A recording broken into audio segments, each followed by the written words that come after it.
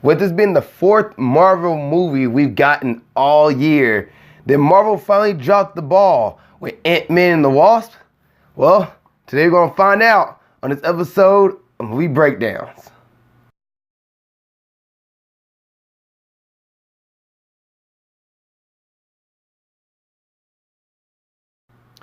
What's up, world? Welcome to another episode of Movie Breakdowns. I'm your host, Ali Zakka, and today, as I already said in the opener, we're talking about Ant-Man and the Wasp. Now, this movie is a sequel to the first Ant-Man movie, and this is the next movie in line of the Marvel Universe, the MCU, after Infinity War. Sorry, didn't put the S on there. But this is the next Marvel movie. So we just saw the Infinity War. We saw all the stuff that went on with that. And the one thing we didn't see in Infinity War was Ant-Man. There's a throwaway line by Ant-Man not being somewhere. He's put on house arrest or something like that in that movie. Well, this is pretty much that story. As Infinity War is going on, Ant-Man is kind of like in San Francisco trying to live his life.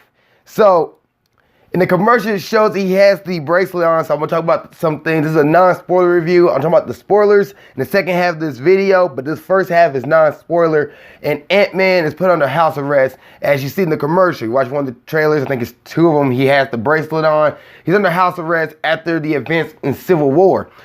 And from Civil War, Hank Pym and Hope are on the run and trying to escape the FBI, at the same time trying to get themselves to the quantum zone because Ant-Man was able to survive it. They're thinking maybe we can go back in there to find some stuff. And by them doing that, they somehow involve Ant-Man or Scott Lang into the picture, and now there's a whole nother chase of them trying to get to the quantum zone while being on the run from the FBI and the villain you saw in the commercial, also known as Ghost.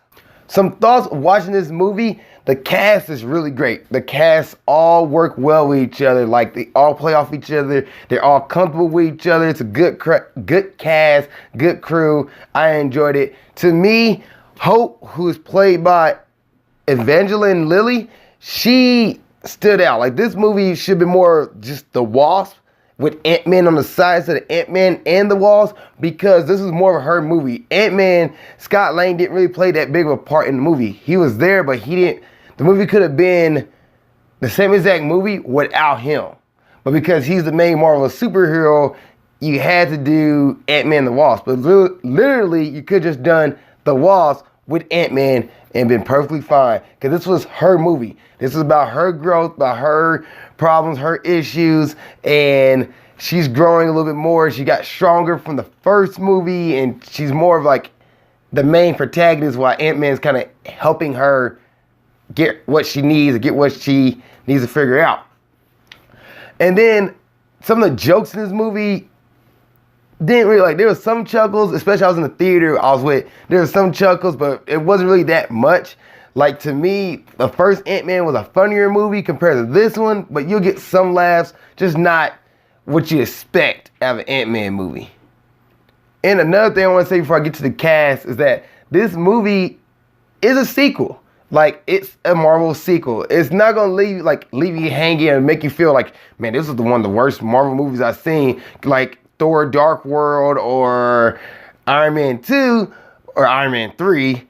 But this movie was more like, oh, it was fun movie to go watch. It was interesting. It was fun to see after Infinity War. It's kind of like more of a lighthearted, funny movie compared to what we got in Infinity Wars. It was like a little bit lighthearted and kind of way Marvel kind of elevated you up after the deep drop they left you in on Infinity War. All right, so let me get to the cast in this movie. So Paul Rudd, who plays Scott Lang / Ant-Man, still great. Paul Rudd is great. I can't say anything else bad about the character, bad about the actor. He did a great job. Evangeline Lilly, who played Hope / Wasp, she did a great job too. Like, matter of fact, I want to know more about her character now after this movie, and kind of just want a Wasp movie. Like, she could literally be a standalone, strong character. They really want to push her that way. Hank Pym, who is played by Michael Douglas, once again, he did great. No complaints about him. Lawrence Fishburne, who played Dr. Bill Foster, He's in this movie, and you ever read the comic books, he is Giant Man. That's not a spoiler. It doesn't really affect the movie, but he's Giant Man. He's can grow to a couple of feet, and like he meets Scott Lang. They kind of talk about like how big did each one get, and it's in the commercial as well, so I'm not spoiling anything. And there's a little funny scene about them going back and forth, but Bill Foster was part of the Avengers, and it was kind of cool that they brought an old character in, and he's in the movie. He plays a part, but he's not like. Once again, you can take Lawrence Fishburne out the movie and be perfectly fine. He's kind of there for a couple of scenes that, I don't know, he's just a nice addition to the movie. I'll say that. And then Ghost, who is played by Hannah John-Kamen, she is the antagonist in this movie. Like, I can't call her the villain. In the commercial, you see her, she looks like a villain. It's like she's hunting them down like an assassin. And she is an assassin, but she's more of just the antagonist. I have to talk about more of her character in the spoilers, because the commercial doesn't give you much. They just give you like this lady is chasing down the protagonist, and you're wondering what's going on. So I'll talk about her in the spoilers. And lastly, Abby Ryder Fortson. She played Cassie. She is the daughter of Scott Lang.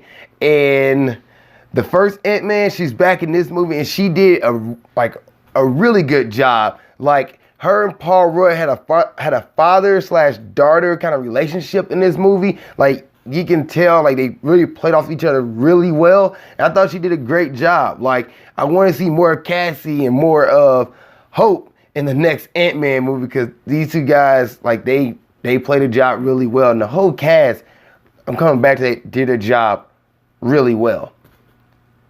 All right, so she see Ant-Man and Wasp in theaters. I'll say no. You really don't have to see this movie in theaters to really, like, continue the MCU universe. Like, you can wait till this movie comes out on Netflix or DVD to watch this movie. It's a fun movie. It doesn't, like, really wow you, and doesn't really, like, leave you, like, hanging. So I'm going to say, no, you don't have to see the movie theaters. You can perfectly skip this movie and be fine and not miss anything really important until I get to the one thing in the spoiler. So, grading time. I'm going to grade Ant-Man and Wasp a B-. So, I know it's not really like that much wow factor. It's not that little bit of like, oh, you don't feel mad. It's got some funny parts. The cast is great. The actors are great. Like, the special effects in this movie is great. It's a solid sequel for the MCU, and I'm going to give it a B-. Thank you guys for watching this episode. Now, you don't want to see the spoilers. You can head on out. If you do, stick around. Come on to jump into it right now. All right, so my first spoiler to talk about is the villain. Ava Ghost, that's Ava's her name, Ghost. She's not really a villain. She's an antagonist. Like, she has, like, messed with the quantum realm before thanks to a science experiment. So she's being contacted by the quantum realm, and now her body is phasing in and out of reality into the quantum realm, and she doesn't get the quantum energy that Hank Pym and Hope are working on. She's gonna die. And this is like the third Marvel movie where I'm like, oh gosh, the antagonist, the villain has another point. Like Black Panther, you had it with Killmonger. In Infinity War, you had it with Thanos. And now Ava/Ghost in Ant-Man and Wasp. Like, these are not cookie cutter villains. These are gray. They're all gray. They all have a reason for what they're doing. They're going about it the wrong way, but they all have a reason. And you can see, oh, that makes sense. This is why she's acting this way. And in the end of the movie, she does get saved. She gets saved, and she doesn't, like, become nothingness. She doesn't fade into existence. She's has a solid body, and she's now, like, human again. Which, I was like, okay. And she also kind of becomes an anti-hero. That makes sense. Like, she realizes, like, oh, I don't have to really kill anybody anymore because I was able to get my life back. And I was like, oh, okay. So she's the main person chasing them down. Cool character, cool design, a bunch of cool scenes with her in the car fighting Ant-Man and Wasp. Like, was pretty neat. I enjoyed her character. And fun fact, she was on Game of Thrones, so when I saw her, I was like, I recognize her. And she played in Game of Thrones. So there's that. Now, the other villain who played in Django Unchained is Walton Goggins. Walton Goggins. He played a villain in this movie called Sonny Birch, and he is your corporate villain. He's like the main villain in this movie. He chases down Ant-Man and Wasp because he wants the quantum realm to make money. He wants to sell the quantum realm to the black market and get millions of dollars off of this stuff. And he's your main CEO villain you see in every movie that has a corporate villain. Like Cookie Cutter got the bunch of goons chasing the good guys, getting their way, and the good guy thwarts his plans at the end. But he's not in the commercial. You don't see him in the commercials at all. But he is the main bad guy, really. Like but Ghost is not really that bad guy. He is. And the one thing they went to the quantum realm to find was Janet, Hank Pym's wife. So she's played by Michelle Pfeiffer, who played in a bunch of other movies. She's Catwoman in the old Batman movies. Well, she's in this movie as Janet, and she's in the quantum realm. And they go back, they finally find her, and she has powers now. She's aged, and she has powers. And the movie doesn't really explain that, but she has powers. And she's able to save Ghost using her quantum realm powers. So hopefully we get to more of that in the future Marvel movies. And then the big spoiler, at the end of Infinity War, you know how Thanos snaps his fingers and like half the world dies? Well, Ant-Man goes into the quantum realm to like collect more quantum energy to kind of like preserve Ghost's life and like just give her more energy to live off of. And as he's in there, Hank Pym, Hope, and Janet are like pretty much watching him go in. They're like gonna pull him back out. However, Thanos snaps his fingers, they all disappear by Ant-Man. And now Ant-Man is trapped in the quantum realm and just floating. So I'm excited to see what happens in Infinity War 2 or whatever Marvel movie that comes next. Maybe it's Captain Marvel, to see if they find Ant-Man or Ant-Man's gonna be sitting there until Infinity War 2. I don't know. I'm curious. Alright guys, so that is my review of Ant-Man and the Wasp.